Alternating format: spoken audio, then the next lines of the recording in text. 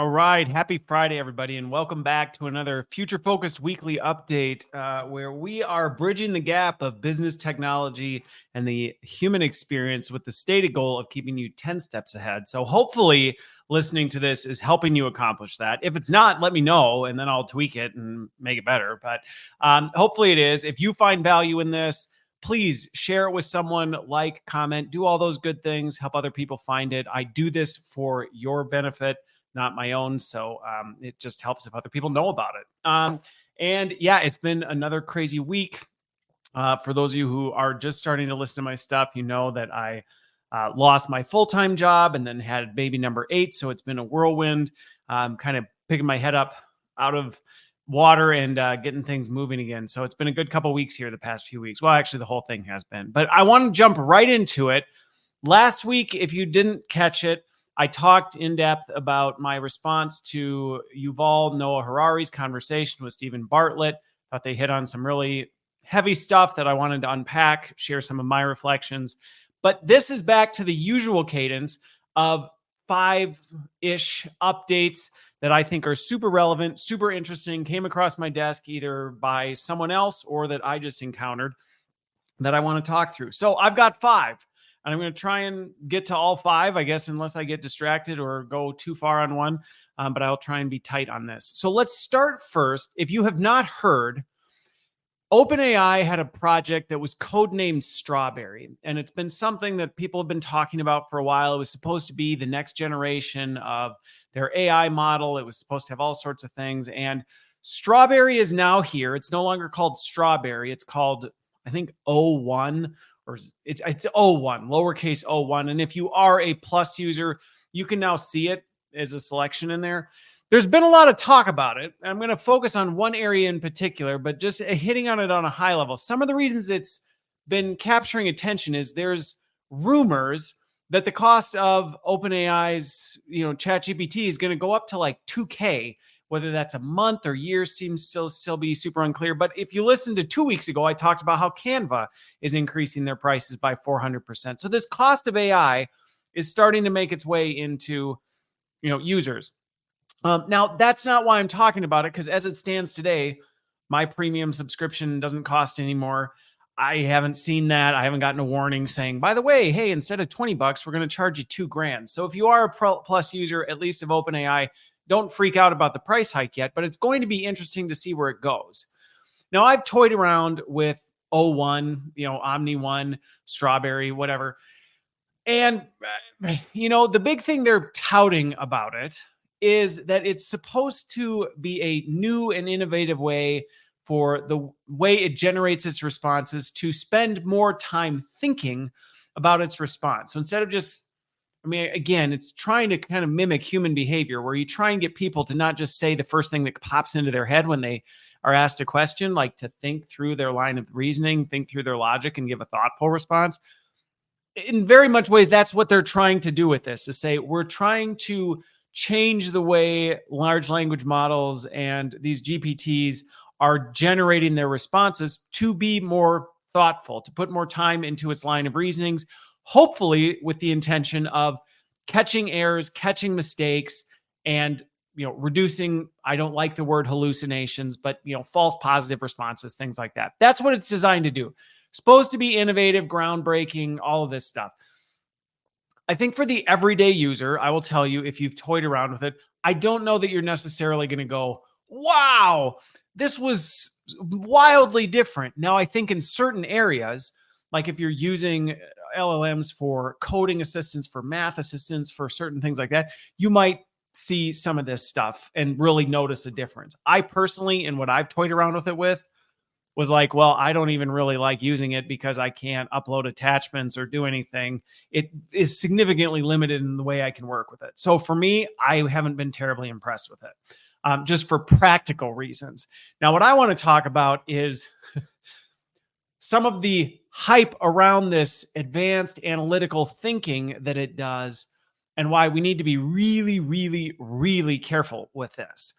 So that's where I'm going to spend my time focused. But if you're an end user and you toy with it, feel free to send me a note, send me an email, message me, whatever.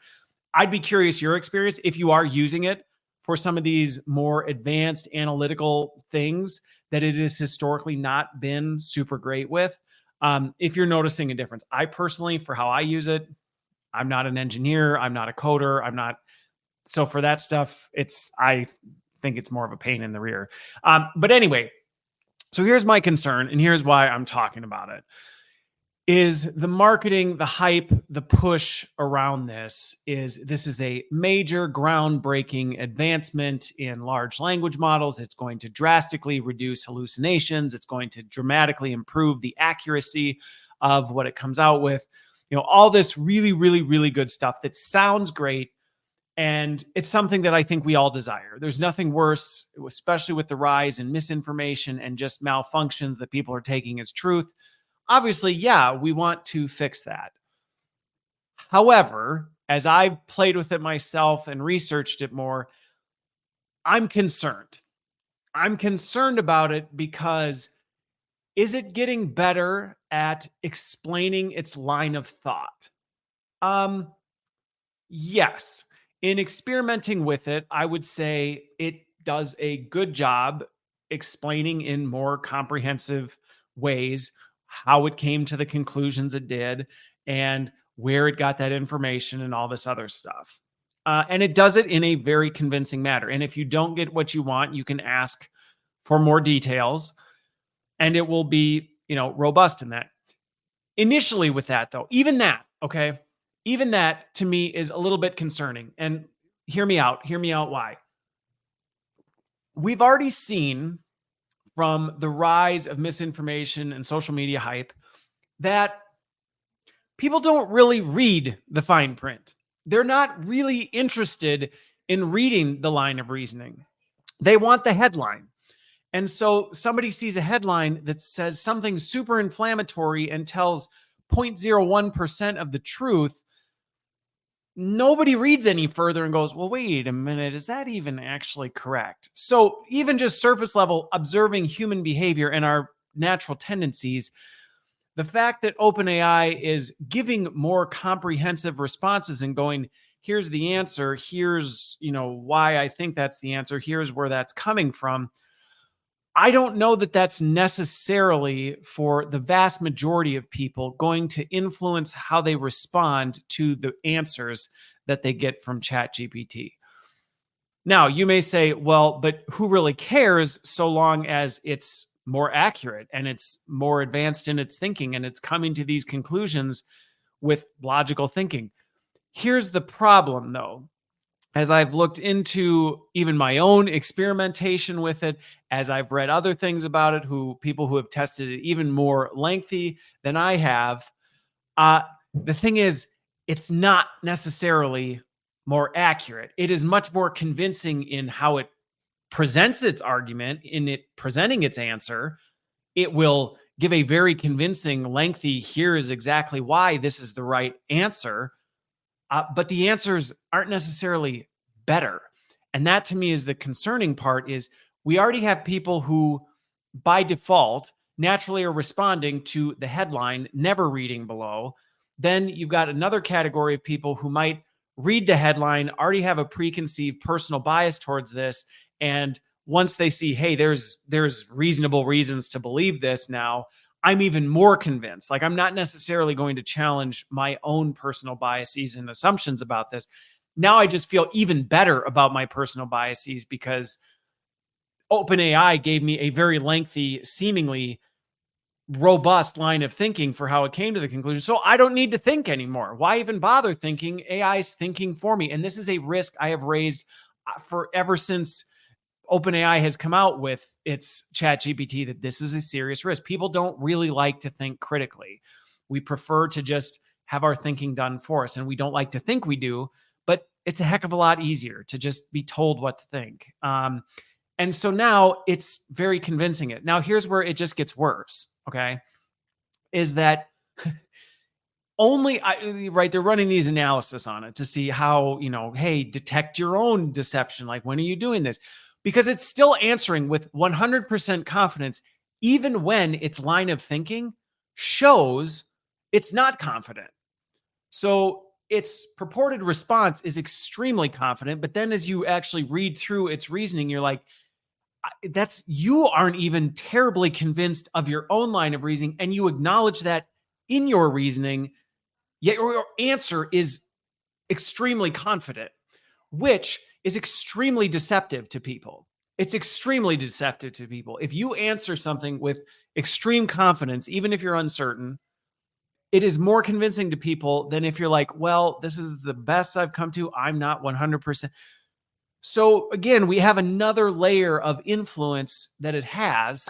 And then they did some tests on this to see, hey, like, do your own analysis, self-reported, of where your answers were incorrect or potentially you were deceptive in your response based on your reasoning. And it only self-reported less than 1% as anything it did. So it's not right. It's like if you asked, hey, take a look in the mirror, how good do you think you are? And the average person says, I'm way better than they really are. And it's not doing a great job of self-reporting here. So it explains its line of thought, but then I was even toying around with this and asking for details on how it came to the conclusion it did. And it gave me very robust reasons and very lengthy answers with perspective, potential links to things and sources that it's pulling from. But when I actually dug into it, a lot of the links were completely bogus.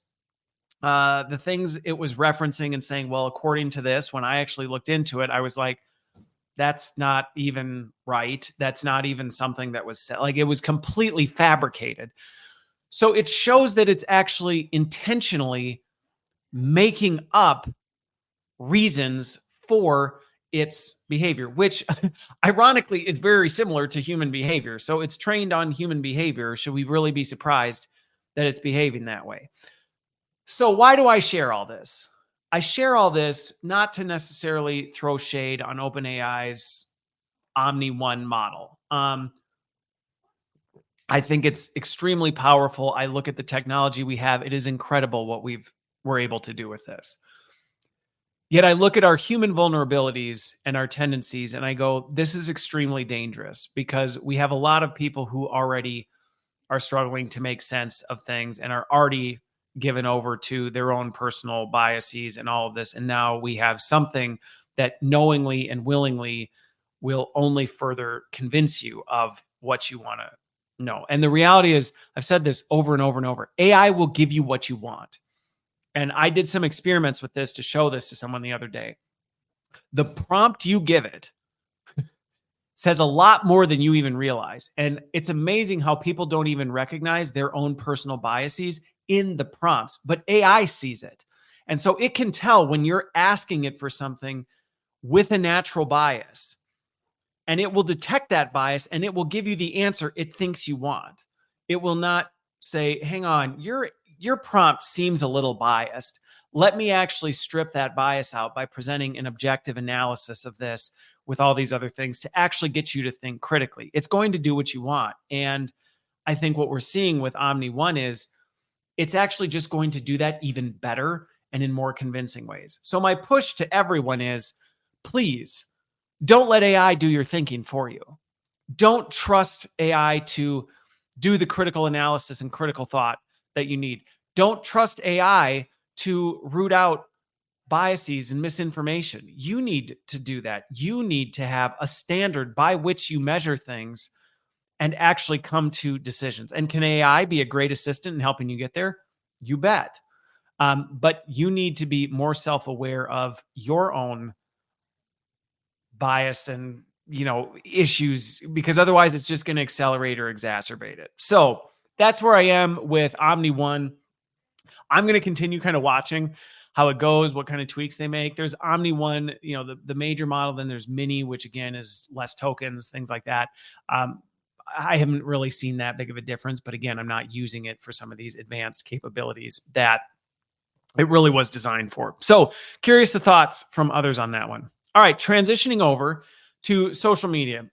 Big announcement, I think it was this week. Instagram came out and said they are now going to be rolling out for Instagram what are called teen settings.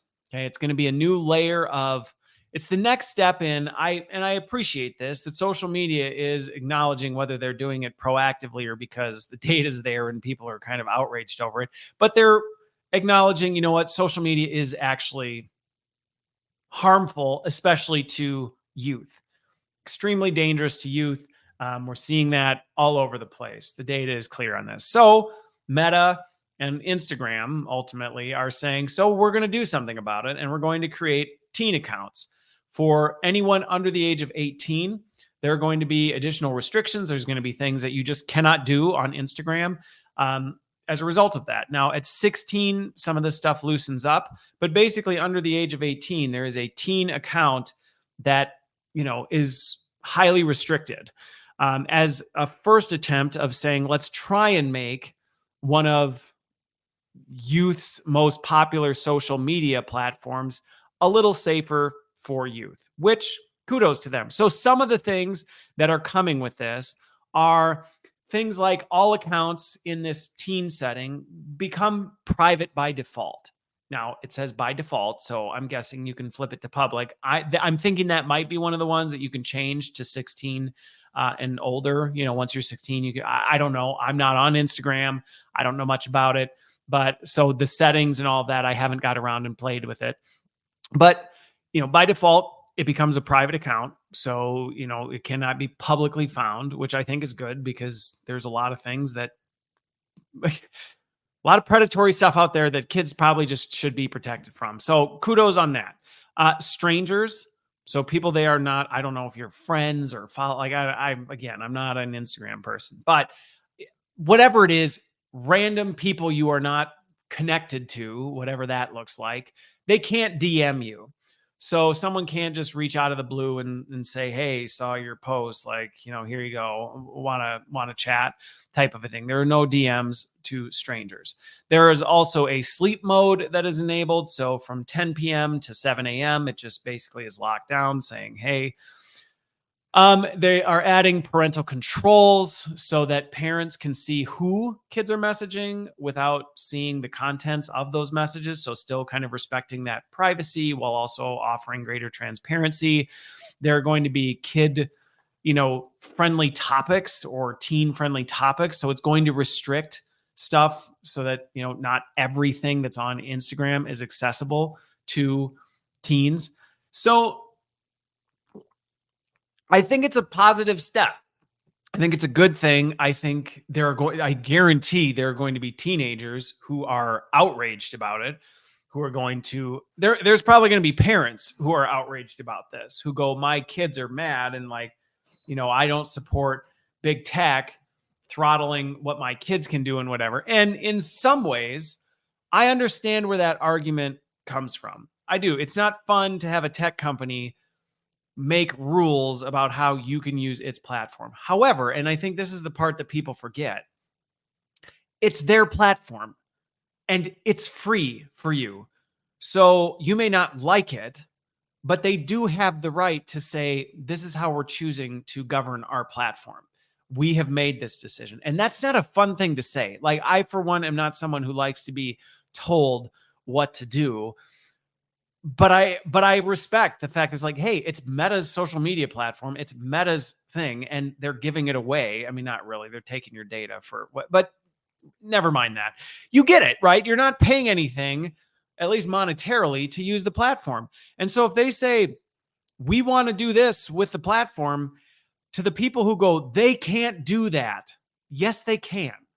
Yes, they can. And so if you're somebody who gets really mad about the idea of Instagram taking a position on what they're going to do with their platform, I would actually encourage you to step back and go, listen, is this something you're paying for?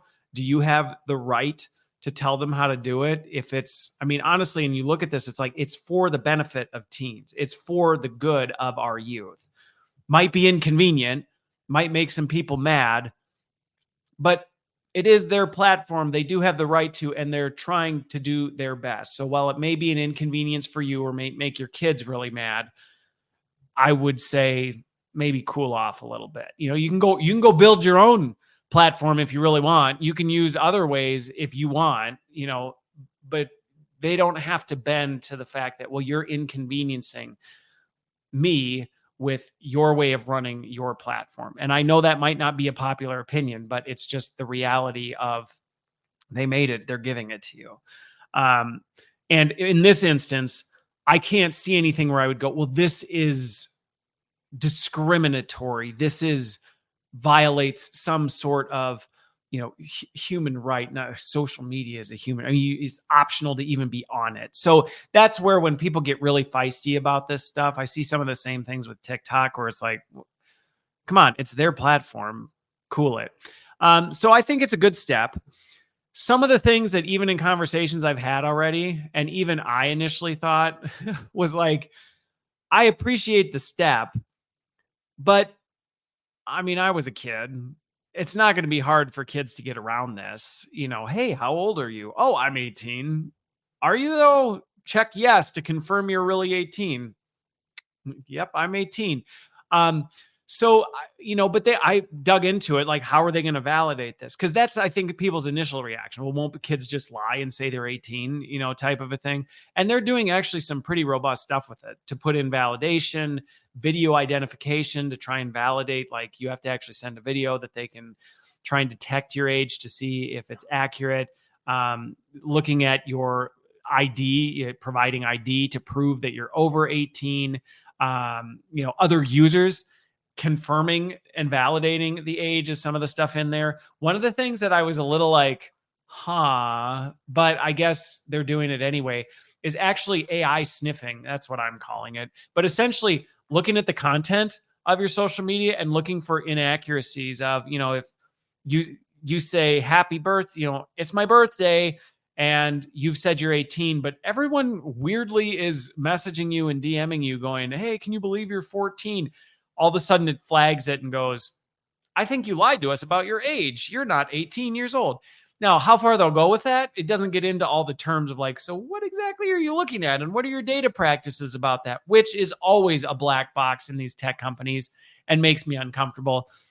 But those are some of the ways to the folks out there going, I like this, but there's just no way they're going to be able to, police it. Well, they've actually got some pretty good ways to police it. The thing with it, though, is kids are going to get around it. I don't know if anybody else has, looked into some of the YouTube Kids stuff, but there's a lot of stuff on YouTube Kids that is not kid friendly and has actually been outed as like, this is not only not kid friendly, like this is predatory type stuff. So are there always going to be people breaking the rules? Are there always going to be people trying to go around it, doing whatever they can? Yeah, there are, which is why my advice to parents on this is, well, I think it's a great step, and I appreciate Meta taking the effort to say, hey, we are going to do what we can, which is we are going to put restrictions in place. We are going to put parental controls in place. We are going to put additional, ways of checking and balancing this to make sure any parent out there who's putting their trust in Meta to take care of their kids' well-being on social media, that's a mistake. And as a dad of 8, I will just say firsthand, if you as a parent are subjugating the responsibility of parenting your kids on social media and making sure that they're, being safe and stuff like that, like don't. No judgment, but I'm just telling you that is a mistake and it will not end well for you. So as a parent, if you have youth on Instagram, I personally have just made the choice, and we've discussed this with our kids openly, that they are not going to be on social media until they're at least in their late teens. It's just something that I've seen the destructive nature of it. I know what it's capable of. I want to protect my kids. Now, that's a personal decision. I'm not sitting here saying any parent who has their kids on social media is a bad parent. No, I think every family needs to weigh and evaluate that themselves. What I will say is, though, it is a foolish mistake to trust Meta to parent your kids' social media activity.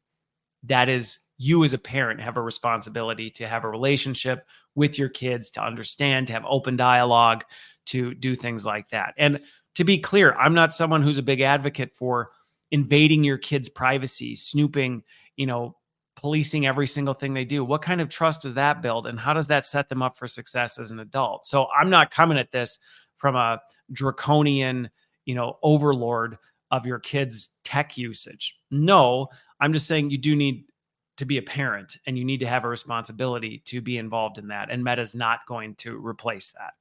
Okay, so that's Instagram, what's going on with teen settings and all that good stuff. Next up was an interesting one. I actually came across this last night when I was looking through one of my news apps. So there's this marketing professional out in North Carolina. No, he's not in North Carolina. That's the next story. Anyway, there's this marketing professional. He's obviously remaining anonymous for a lot of reasons. I get it. Sounds like a pretty senior person in a company who is in marketing. And so he was on an 8:30 p.m. call.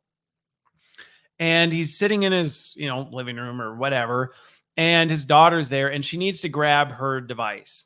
And her daughter happens to reach over and lean and kind of look over his shoulder on the video call, and people saw it. That was it. That's all it was. She didn't disturb things. It wasn't a big ordeal. She wasn't dancing and, throwing things in the background. Just grabbed something kind of like it was obvious she was there and then made her way off. I'm confident that now, of course, that's his recollection of it. Okay. I don't know. I wasn't on the call, so I'm not going to say that's exactly how it was, but that's his recollection of it. That Friday, he gets a call from HR, and HR has a conversation with him saying that the CEO was extremely displeased by the disruption of his daughter and that they would like it if he would start working from a WeWork instead of working from home. So kind of almost this like, hey, this happened, and unfortunately now we're going to need you to work from WeWork, no longer being remote. He declined.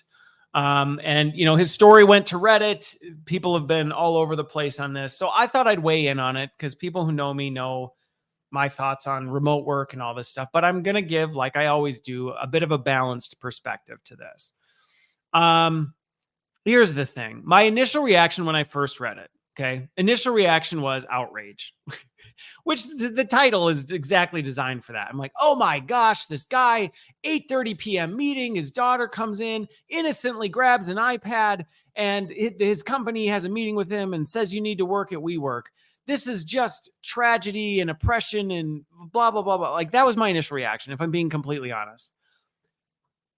This is why I don't record these when I first read the headlines, because I take time to process, think, look into it, and then just kind of objectively analyze it.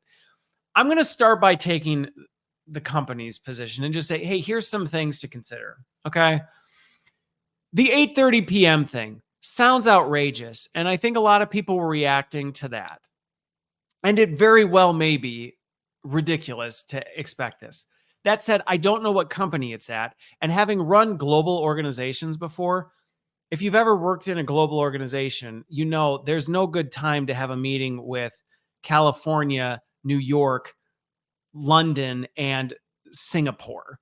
Like, there's not. So you're going to have meetings at weird times. So we kind of have to potentially dismiss the 8:30 p.m. thing unless we really know that this was just suits style working conditions where it's like you're just working 18 hours a day. It is very possible that an 8:30 meeting might be totally normal. I have lots of friends overseas where their day doesn't start till the mid-afternoon and they work into the late hours. Like, that's just their day.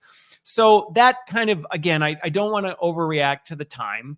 It could be really like, hey, what are you doing? But not knowing.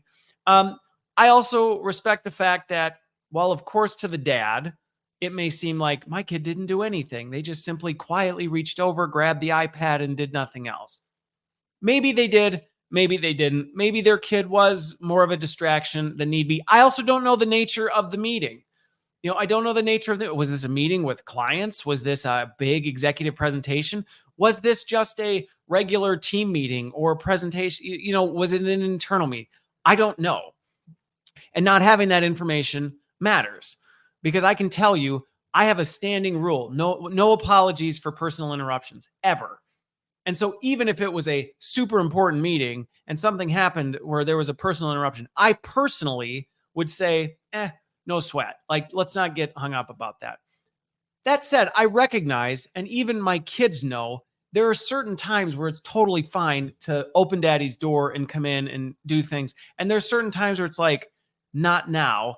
this isn't the kind of meeting that you can just come in and interrupt. Now, if there's an emergency or if there's something like that, or my kid quietly walked through the background and walked back out, I wouldn't think twice about it. And I would be super upset if somebody made a big deal out of something as innocent as that. So if it truly was as innocent as he said, I don't care the nature of the meeting. If truly all she did was reach and grab her iPad, look, and then go off camera, nobody heard her, nothing, then this is completely ridiculous. If it's bigger than that, then I could see having a conversation with him and saying, hey, let's talk about what happened. But let's not talk about, oh, your kid can't be in meeting, you need to go to WeWork. Let's just discuss the nature of what happened. And if it truly was an instance where this was very disruptive or inappropriate, maybe we just have a conversation of why, how we can talk, work through it and whatever. We treat each other like adults. But I kind of calmed down and went, well, I don't know enough about it to have the kind of reaction I did. Now, here's where that's me trying to be objective. Here's my real feelings on this, because I've been in too many organizations and I know where some of this nonsense comes from. Okay.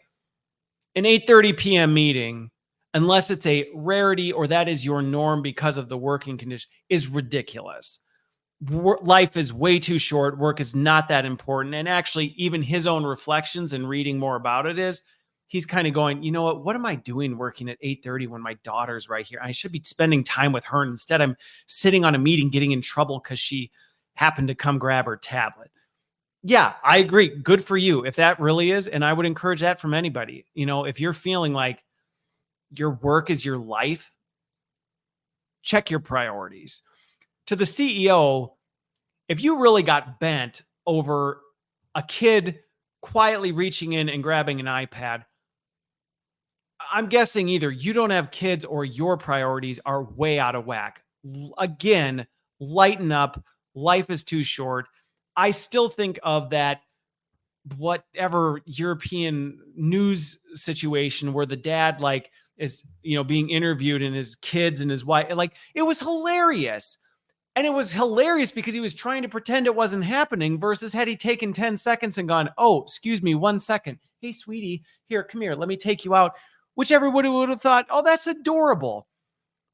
I think sometimes we take ourselves way too seriously, especially in the corporate sphere. We're all human beings. We all have families. We all put our pant legs on one leg at a time. Work is not that serious. And so if this truly was a situation where the company got bent out of shape over something that, then dude, go find a new job that you don't need to be working there. And if you're a company that operates that way, you're not going to attract great talent. I'll tell you that right now.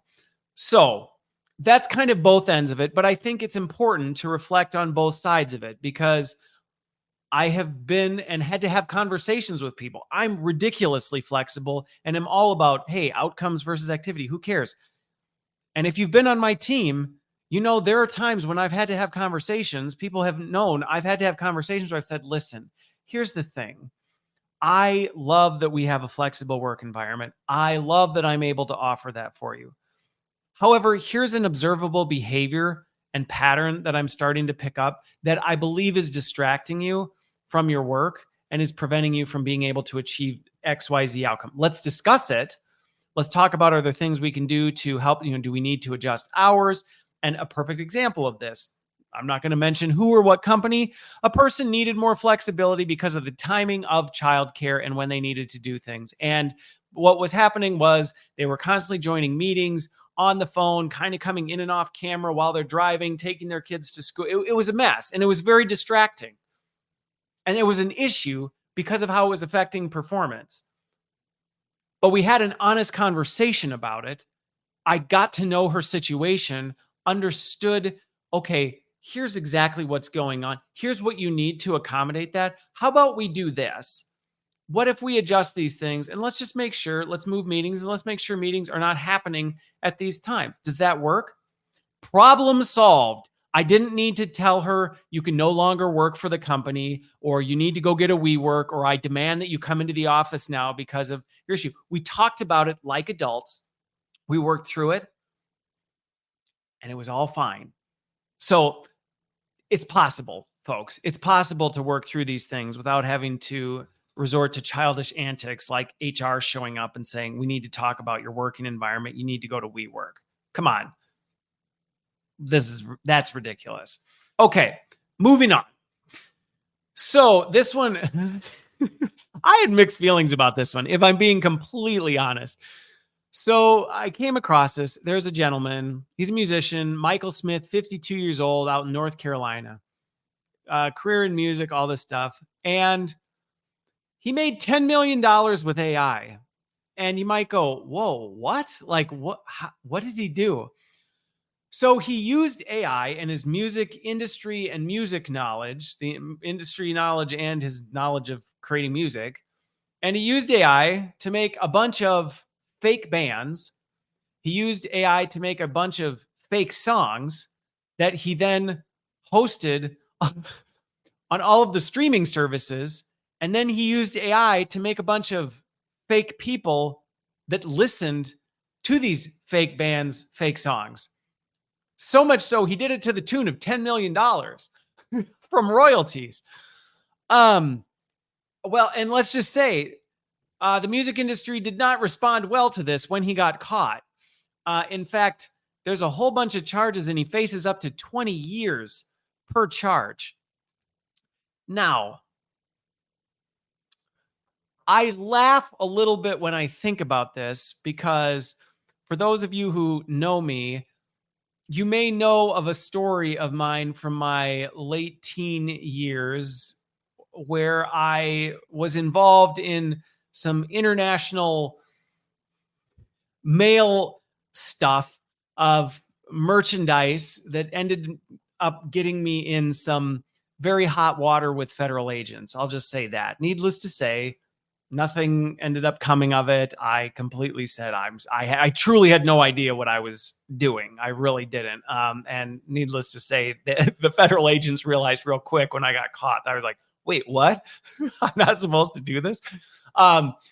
So part of me, my heart kind of goes out to him because I'm kind of like, I mean, you came up with an idea. You found a way to play the system. You did it. You did it to the tune of $10 million. Okay. But then as I dug into it a little bit more, I started to go, I don't know that this is just kind of this innocent, like, hey, I had this brilliant idea. I didn't know that this was going to, there was a lot of kind of nefarious, like, hey, I know this is fraudulent. I know this technically violates the terms. I know what I'm doing here. And yet I'm choosing to do it. And I'm bringing a bunch of people in to pull this off. And his response is definitely not repentant by any way. Like he's quoted as saying, this is insane and wrong and crazy. There is no fraud here whatsoever. How do I appeal this? So I look at his response and then the way he got into it. And I have a little bit more of a, you kind of deserve to get the hammer thrown at you a little bit. Now, 20 years for each charge. She's Louise. Maybe not all those would stick. That's a pretty hard lesson to learn if you did this. But it does bring up some of the ethics of this whole thing. I mean, he made real bands. Well, they're not real. I mean, what's real when we talk about AI? Like there's no people. There are no people in these bands. The music they're making is purely AI generated, and I haven't listened to any of them, so I don't even know if they're real songs. And the people, there are no people listening to it. So it's purely like a shell game of fake bands making fake music, passing it on to fake users. And you're basically, I think of that thing where you got the three little things with a ball underneath and you're moving them around, but the ball's actually not there. You're just making it look like it, but you're making a ton of money off the whole thing. So I understand where the music industry and people are going, hey, this is a complete violation of this. Like this violates the purpose of, like, we create music, people create music for the purpose of people, and we pay based on people choosing to listen to it and the popularity of the song based on people's input. You completely scam the system by doing this. So in that sense, while my initial reaction was kind of like chuckle, like, hey, well, who's really getting harmed here? Part of me is like, well, actually, no, the more I dig into it, this was a very intentional, knowing manipulation and abuse of the system that is costing someone real money, which will have an effect on people. Because imagine if everybody started doing this and the music industry is going, we're paying a bunch of money to, and it's not even real. Like, so I get where it does have implications. Now, granted, I know there's going to be the folks who support Michael on this and go, what, big music, big money, he's just Robin Hood taken from the rich to feed the poor, type. He's not. He's scamming the system for his own gain is what he's doing.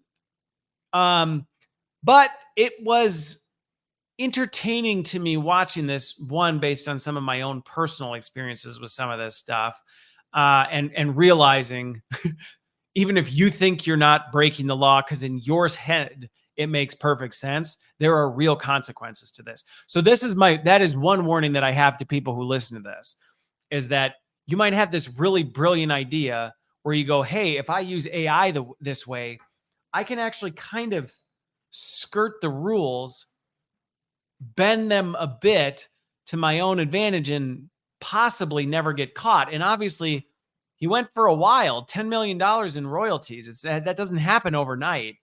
And so I actually would be really curious how he got caught. I wasn't able to find any of that. But I mean, it's a warning to people, because if something sounds too good to be true, it probably is. And so if you think, hey, I figured out a way to game the system and make a bunch of money doing absolutely nothing, it will catch up with you at some point. And I learned that lesson the hard way myself, very young. And the problem is, too, if you're the first one to get caught, let's just say the system oftentimes has a way of making an example out of you to make sure nobody else wants to follow in your footsteps. Now, like I said, I was very fortunate. I think how I responded, and just based on my worldview, I think God kind of truly protected me from what could have ended up being really, really, really bad. But I think it was a mix of him watching out for me, a mix of my repentance of like, I really didn't know what I was doing was. I mean, I kind of thought maybe it could, but I was 17 years old, 18. I really had no idea. And so, but I mean, as I was sitting in an interrogation room being grilled by federal agents on this, like, this is not fun. And you think you'll get away with it until you don't. And then when you don't, it's not fun. So I think this is something we're going to see a lot more of in the AI age, where people are going to go, hey, what? I can do this. It seems great. It's free. It doesn't cost me anything. I can totally scam the system. Nobody's getting hurt, which I'm sure that would be an argument. What? Fake bands, fake music, fake listeners? Like, who's getting harmed here? This seems like an innocent thing. That's not a good standard to use when you're deciding whether you should do something or not. So just a warning to folks who may have a brilliant AI idea so that, hey, I can work or not have to work and still make a boatload of money. It'll come back. All right. On another positive note, in terms of innovation, this one blew my mind. So there was a kid. I don't know, kid. He's in college. Hudaifa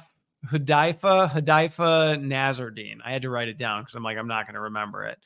He's a math student, so it doesn't surprise me. Math major out at University of Waterloo. And this is insane. Like, I'm not kidding you. Your hair, if you have hair, it's going to blow it back. He built a homemade fusion reactor.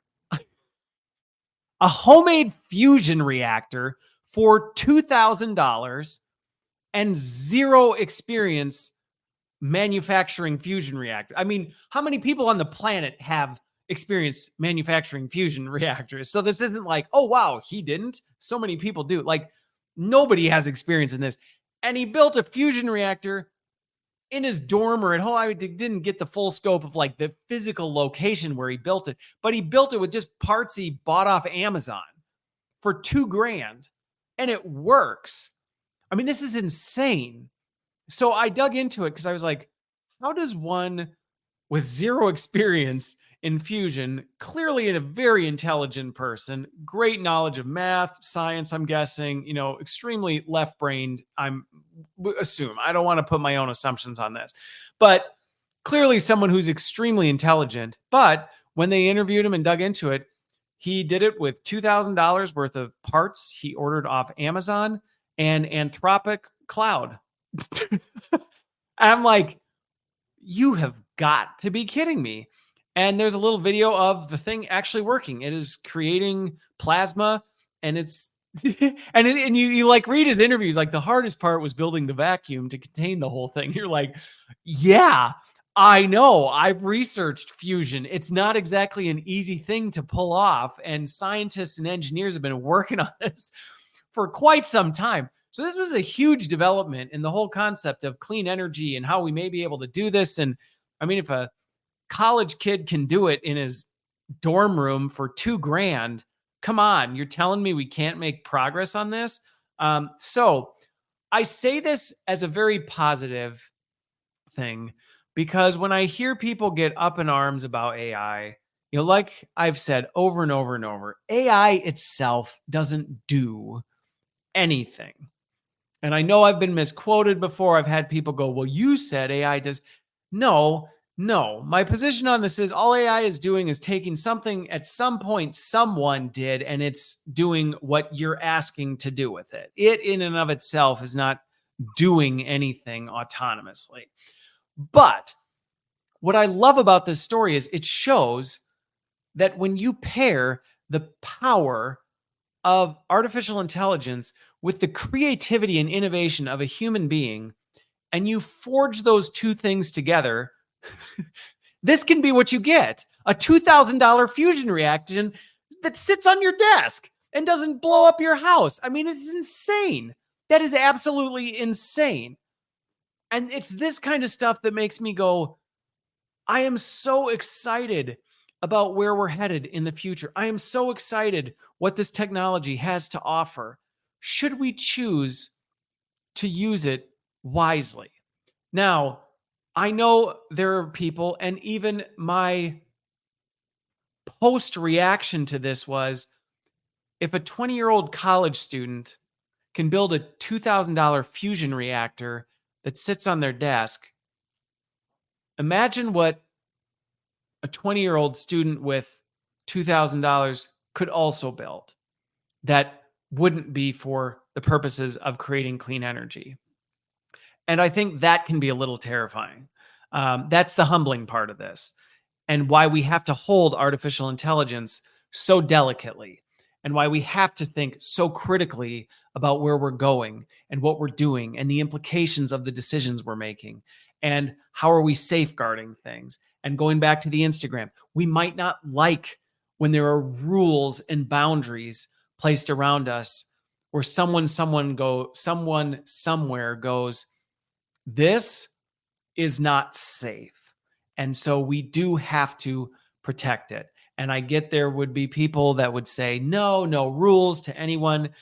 But the research is clear, is people perform better with rules. And when you think about something like this, what if the news story wasn't he built a $2,000 fusion reactor, but instead he built a $2,000 fusion bomb and leveled one of the cities that was near you? Would you have the same positive reaction? And that's the scary part about it.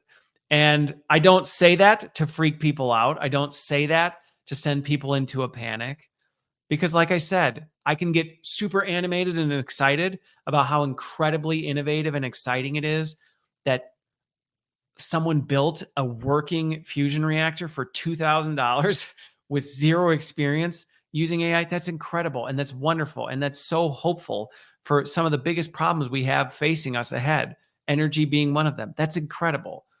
But we have to hold that intention with what the opposite of that is. And I think that's why it's so important that not only do we set boundaries, we have guardrails around things, but that every one of us is looking in the mirror and saying, hey, how do we make sure that we're not starting to adopt the mindset of, well, you got to break a few eggs to make an omelet. And, it's okay if some people get hurt, if ultimately it benefits others, because that's the kind of thinking that can lead to things like this going completely sideways. So I don't want to end on a heavy note because kid built a fusion reactor for $2,000. That's incredible. And I am excited to see where that goes and what it means for energy production, for the globe and humanity and democratization of this kind of stuff. Like, I just think about what he built and I go, imagine you're in a country where stable power is something that is completely inaccessible to you. You don't even have access to this. And if someone could create something like that, that created unlimited energy that just sat like on your desk. I mean, that's incredible. That's absolutely incredible and extremely encouraging for the future ahead. And the fact that that kind of innovation is democratized is awesome. So with that, I hope you're excited and inspired while holding that intention with humility and a little bit of terror for what's ahead. But with that, I hope you have a wonderful Friday, a wonderful weekend, and we will see you on the other side.